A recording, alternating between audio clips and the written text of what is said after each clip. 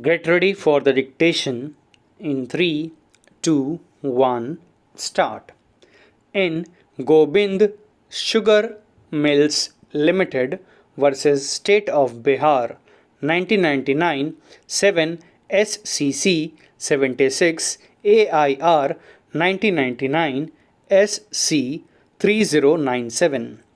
This court has observed that while determining the question whether a statute is a general or a special one, focus must be on the principal seat, subject matter coupled with a particular perspective with reference to the intendment of the act. Stop.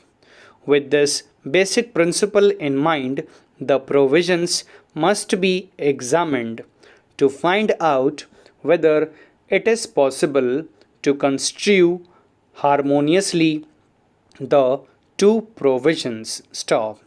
If it is not possible, then an effort will have to be made to ascertain whether the legislature had intended to accord a special treatment vis-a-vis the general entries, and a further endeavor will have to be made to find out whether the specific provisions excludes the applicability of the general ones. Stop. Once we come to the conclusion that intention of the legislation is to exclude the general provision, then the rule general provision should yield to special provision is squarely attracted. Stop para. Having noticed the aforesaid, it could be concluded that the rule of statutory construction that the specific governs the general is not an absolute rule but is merely a strong indication of statutory meaning that can be overcome by textual indications that point in the other direction. Stop. This rule is particularly applicable where the legislature has enacted comprehensive scheme and has deliberately targeted specific problems with specific solutions. Stop. A subject specific provision relating to a specific defined and descriptable subject is regarded as an exception to and would prevail over a general provision relating to a broad subject.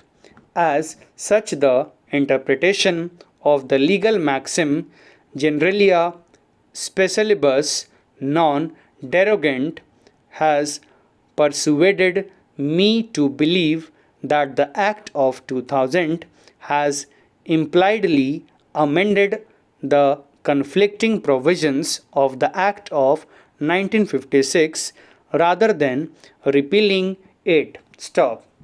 It goes without saying that the general prohibition of the Act of 1956 remains in force. The latter Act, that is, Act of 2000, simply creates an exception in case of abandoned children or children in destitute. Stop para. Therefore, on examining the matter in its entirety, I am in total agreement with the judgment of Bombay High Court in reply. Adoption of Payal Elias, Shrini, Vinayak Pathak and another. 2010 1 AIR Bombay Region 327 Supra. And as such, in my opinion, the impugned order passed by learned court below cannot be sustained, and the same is hereby quashed and set aside. Stop.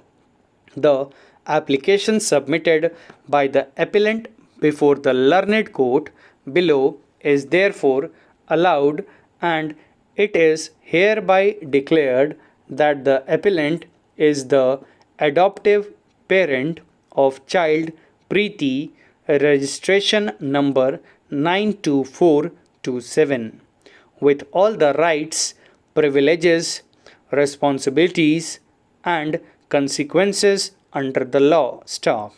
The appellant is expected to take utmost care about the welfare of child Preeti, and the pro forma respondent should also make endeavor to see that child is brought up in a profound and healthy atmosphere congenial for her rehabilitation and social reintegration. Stop. The appeal is accordingly allowed as indicated supra. Stop para. The Hindu Adoptions and Maintenance Act 1956 and the Juvenile Justice Act 2000 must be harmoniously construed. Stop. The Hindu Adoptions and Maintenance Act 1956 deals with conditions requisite for adoption by Hindus. The Juvenile Justice Act of 2000 is a special enactment dealing with children in conflict with law and children in need of care and protection. Stop. While enacting the Juvenile Justice Act 2000, the legislature has taken care to ensure that its provisions are secular in character and that the benefit of adoption is not restricted to any religious or social group. Stop. The focus of the legislation is on the condition of the child taken in adoption. Stop.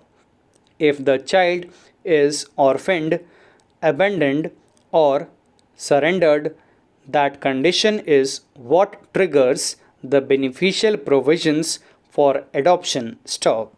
The legislation seeks to ensure social integration of such children, and adoption is one method to achieve that object. Stop. The religious identity of secular and deals with conditions of social destitution which cuts across religious identities. Stop. The legislature, in its wisdom, clarified in subsection 6 of section 41 that the court may allow a child to be given in adoption to parents to adopt a child of the same sex irrespective of the number of living biological sons or daughters. Stop. Thank you.